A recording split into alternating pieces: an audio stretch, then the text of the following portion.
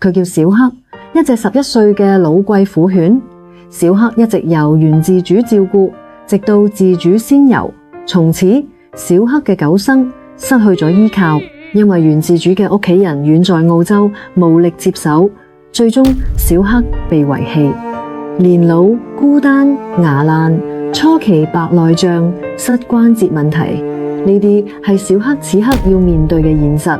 但小黑未完全被遺忘，原飼主喺澳洲嘅家人盡力承擔絕育、洗牙等醫療費，希望喺能力所及為佢留住一啲尊嚴。小黑依家住喺本團犬舍接受治療，等緊下一段可能嘅幸福。